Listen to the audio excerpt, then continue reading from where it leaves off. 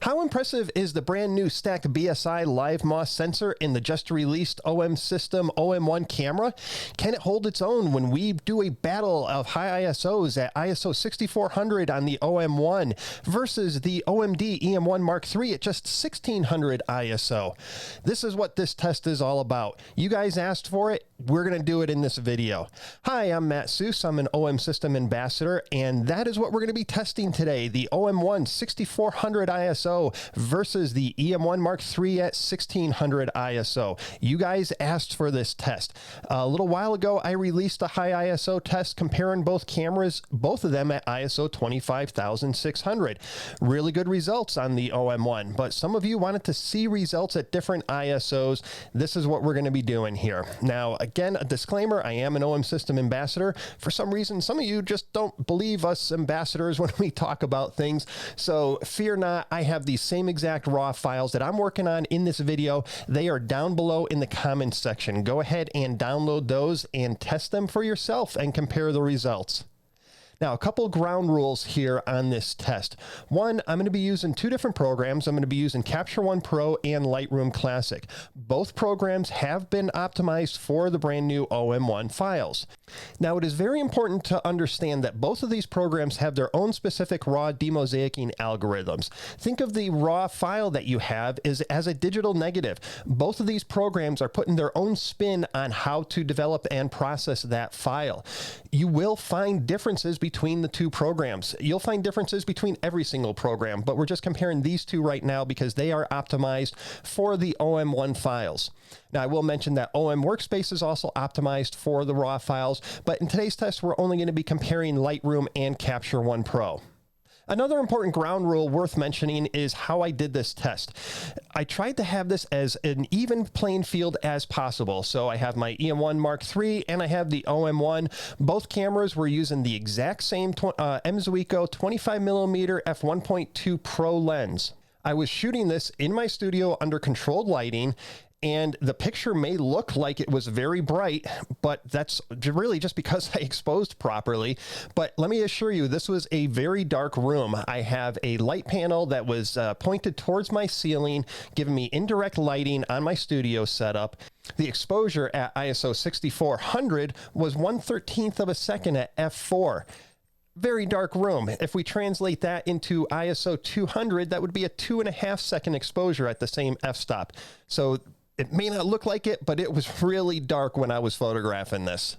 We'll be taking a look at the noise values and seeing if we can get away with shooting at ISO 6400 and having very similar results as if we shot at ISO 1600 from the earlier camera, the E-M1 Mark III. Let's go ahead and get started. Okay, here we are inside of Capture One Pro. I have the 6400 OM-1 next to the 1600 E-M1 Mark III. Let's just go ahead and take a quick look at both of these together side by side. And we'll notice here that I have the custom white balance set for 5300 Kelvin and zero tint on both of these photos. So that is the exact same. If we go ahead and take a look at noise reduction, I have it defaulted right now for the default noise reduction as well. We'll see here on the 1600, it does a 0 pixel. Let me just increase that 0 pixel to get rid of that hot pixel that I had there. And it has 0 fine grain too as the default settings. On the higher ISO, it ends up defaulting to a value of 10 on the fine grain. So we'll just zero that out. I'm going to leave that single pixel where it is, and the luminance is at its default. Looking at both files, we can easily see that there is a little bit more noise in the 6400 on the left-hand side from the OM-1 compared to 1600 ISO on the right-hand side from the E-M1 Mark III. Let's go dig a little bit deeper and let's turn off the luminance noise reduction on both of these files. And we can see an even bigger difference now here too, where we have a lot more grain film noise in the, and I say film noise because this noise pattern that the OM-1 has is very film-like to me. It's a real nice tight pattern of noise, quite different than the E-M1 Mark III, where especially in the higher ISOs, it gets a lot chunkier. We're not seeing that chunkiness here, but in the higher ISOs, we do have that. Let's keep that noise reduction off for a second, and let's go ahead and explore a couple other areas in these photos. Let's take a look at the batteries. And if we're judging the batteries on color, the 1600 EM1 Mark III, it's a lot punchier in this orange area here. Actually a little bit punchier than true to life. On the left-hand side, the 6400 is actually a lot more accurate to the true colors of that battery. If we take a look at noise, we can see some noise here in the shadows. It actually looks like a little bit of a color noise here on this battery on the right-hand side. Looking in the background, obviously we're seeing a difference in noise again. Let's go ahead and take a look at some of the finer details, compare that. And we are seeing a little bit more detail at 1600 ISO on the EM1 Mark III compared to 6400 on the OM-1. Let's go ahead and adjust the sharpening though, because it has different values for the two different cameras at the ISOs. So we'll use the value for the EM1 Mark III, which was 180, 1, and 1. And let me go ahead and put those values in on the OM-1. Okay, so now we're looking at even sharpening, and that definitely helped a little bit. There is still a slight edge though on the EM1 Mark III in terms of sharpening and details. Let's do a real world adjustment here, and this is something that I do a lot inside of Capture One Pro. It has some of the best shadow recovery around, definitely better than Lightroom.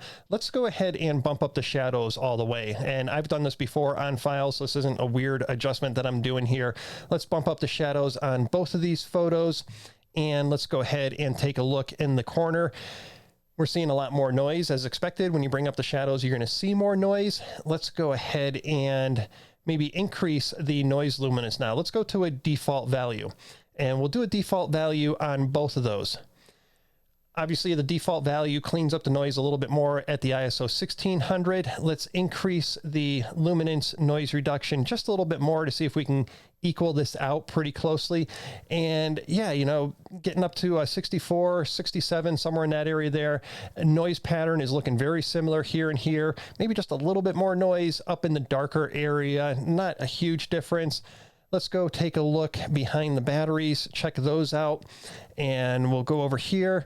Just a little bit more noise. Maybe I can be a little bit more aggressive on that noise reduction, maybe go up to 71, 72, somewhere in that area there. We still have great detail, still a little bit better detail on the 1600 ISO. Scrolling down here, so a little bit of color noise starting to pop its way in at the very bottom. Not a huge amount right now. Let's take a look at detail, and detail still pretty much similar. Again, edge to the EM1 Mark III on detail.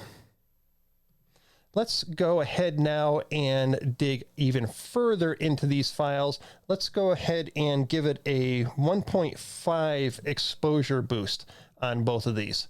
So we'll go ahead 1.5 and 1.5 and take a look. I can definitely see a little bit of banding now starting to come in on the 6400 ISO, and some color noise, some blotchiness up in the darkest areas of my photo up here.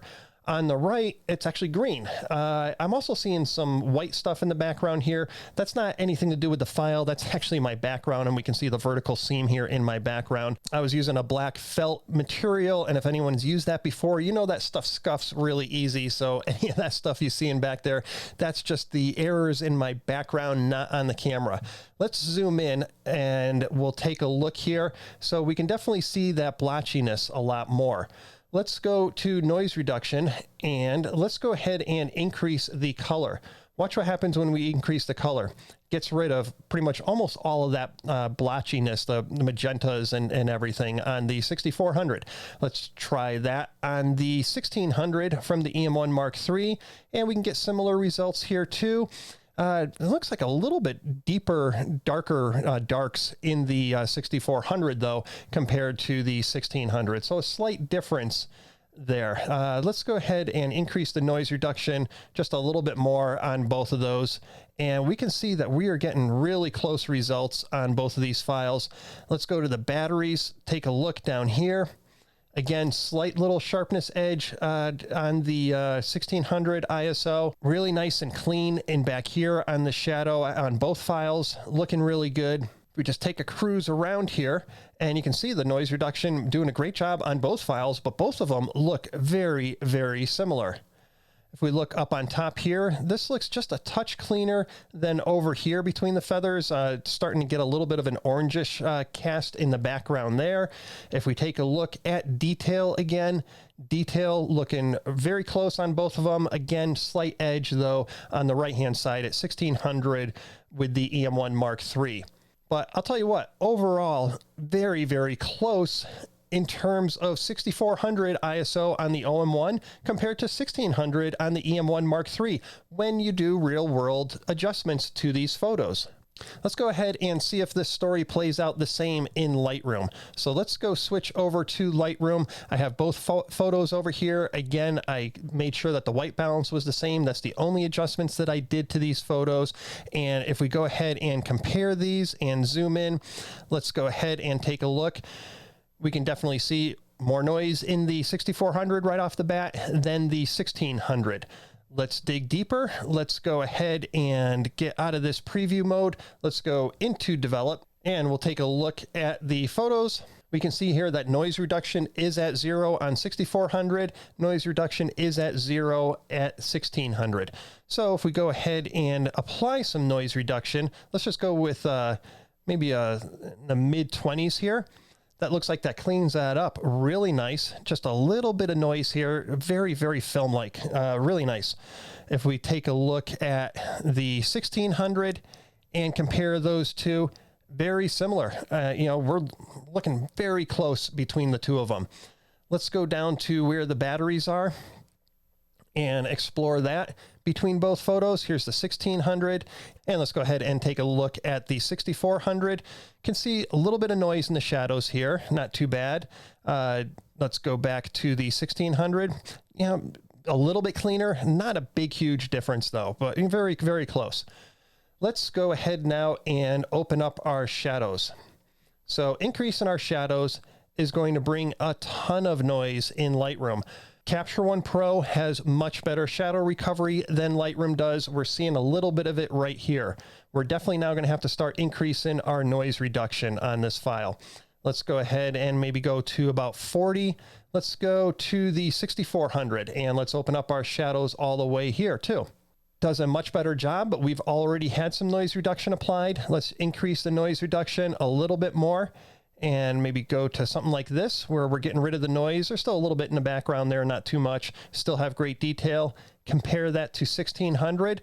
Very similar noise now in the background. A little bit of a green tint though. I don't know if you can see that, but there's a sort of a little bit of a green hue that we're seeing now on this photo.